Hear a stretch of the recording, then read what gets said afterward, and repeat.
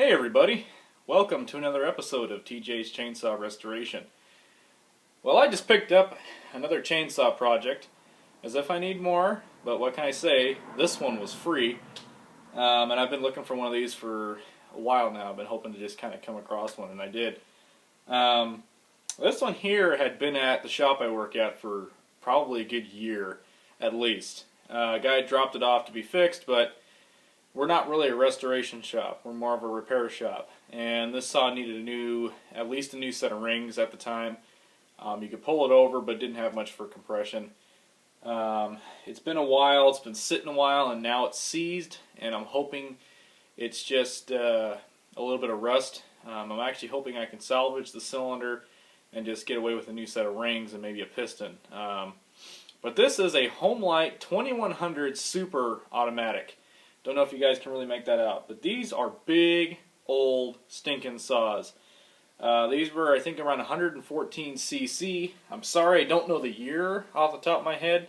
If you guys want to check out the year, you can go to the Chainsaw Collector's Corner on Google, and then just look, go under Chainsaws, and then go under Homelite, and then you'd find the model. But this is a 2100 Super Automatic, so it has the automatic oiler and the manual override, so that's really cool. The other cool thing is it still has the original 36-inch roller nose bar. And the roller nose, as you can see, needs a little oil, but it's still loose, still rolls. That other roller nose bar on that 420 I showed you guys, that one was seized solid, and it took a good 2 months of soaking before I could actually break that free with my hand. But it was well worth it, because now that saw's got an original 32-inch roller nose bar. So that's going to make 2 roller nose bars in my stock, and I like having them. They're a rarer bar, and their guys are trying to get a pretty penny for those. So if you guys have them, either save them or give them to me. I'd be happy to have them. But anyway, so this is a 2100. Currently, as far as I know, it's seized. I think I remember I did get it to move a little bit. So I'm going to pull a starter cover off tonight, and I'm going to pull a spark plug out, put a bunch of seafoam in there, and see if I can start getting it to turn. And once I get it to turn, I'll pull the muffler in it. Well, I'll pull the muffler anyway. But I'm going to start seeing the condition. This saw is going to get a restoration. It's going to get a repaint and the whole works. And hopefully what happened to the 770 GS will not happen to this one. I'm going to get new circlips for this one this time, though. I kind of learned my lesson the first time. But we're going to do the same deal with this one. We're going to sandblast it. We're going to clean it up really good.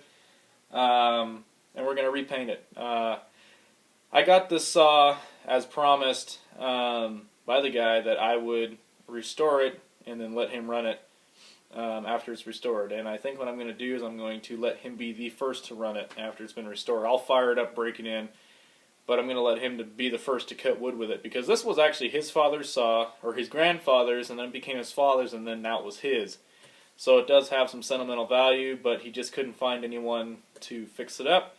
So he ended up giving it to me, and because I told him, I said, dude, it's going to go to a good home. I'm not just going to let it sit on a shelf and become a shelf item. I said, I'm going to go through it and fix it up.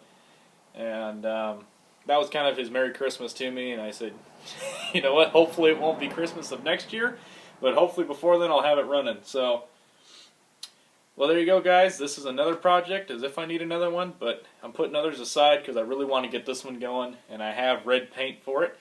So I do still have a fair amount of the Victory Red, and I have black, because these ones were red and black.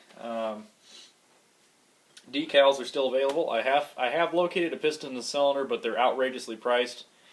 So I'm going to see what, I'm going to check a few more places, because I know of a few guys that have a couple of these around.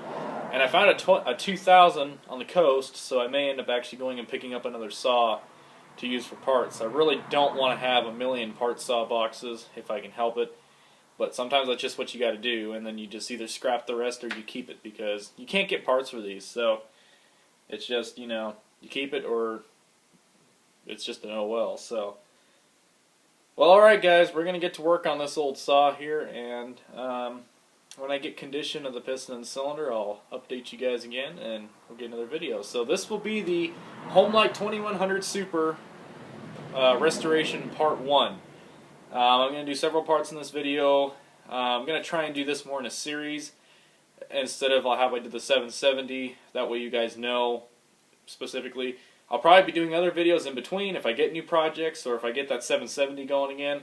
But that's why I want to do this one in a series specifically with the titles, so that way you guys know, because this is kind of a big saw, so it's more of an exciting project. So, well, guys, it is 2 days before Christmas. It's Friday, December 23rd, and I just want to say Merry Christmas and a Happy New Year.